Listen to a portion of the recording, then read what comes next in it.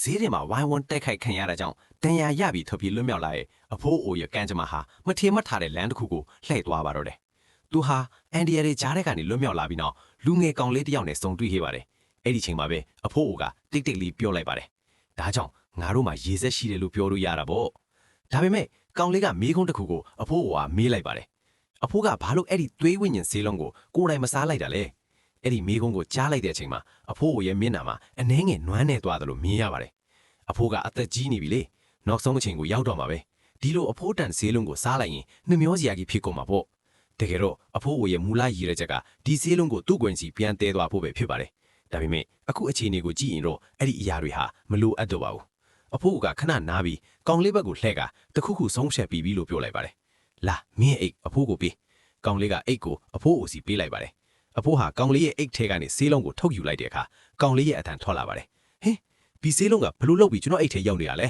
။အဖိုးကပြောလိုက်ပါတယ်။လိုက်ဖိုင်းနေတဲ့သူတွေဘလောက်ပဲတွက်ချက်ပြီးရှာဖွေနေပါစေဒီဆေးလုံးဘာမှရှိတယ်ဆိုတာသူတို့မသိနိုင်ကြပါဘူး။ဘာကြောင့်လဲဆိုတော့အဖိုးကအရင်လုံးကကောင်လေးကိုတိုင်းတင်ပေးပြီးထွက်ပြေးခိုင်းခဲ့တဲ့အချိန်ကနေပဲဒီဆေးလုံးကိုကောင်လေးအိတ်ထဲမသိအောင်ထည့်ထားခဲ့တာပဲဖြစ်ပါတယ်။အဲ့ဒီနောက်အဖိုးကတိတ်တိတ်လေးပြောလိုက်တာကလာမင်းကိုအဖိုးနောက်ဆုံးအချိန်ကူညီပေးမယ်။အဲ့ဒီစကားနဲ့အတူအဖိုးဟာကောင်လေးကိုဆေးလုံးကိုအသုံးပြုဖို့ပြင်ဆင်လိုက်ပါတယ်။ဒါပေမဲ့ကောင်လေးကစိုးရိမ်နေတဲ့အသားနဲ့မေးလိုက်ပါတယ်။အဖိုးဘာဖြစ်နေတာလဲ။အဲ့ဒီအချိန်မှာအဖိုးအတွက်အရာအားလုံးကိုစွန့်လွတ်လိုက်ဖို့ပြင်ဆင်ပြီးနေပြီပဲဖြစ်ပါတယ်။အဖိုးဟာအသက်ဆက်ရှင်နိုင်အောင်မလား။ဒါမှမဟုတ်ဒီဆေးလုံးကကောင်လေးကိုဘလို့ပြောင်းလဲပေးမလဲ။အဖေကတော့နောက်အပိုင်းမှာဆက်လက်ကြည့်ရှုရမှာပဲဖြစ်ပါတယ်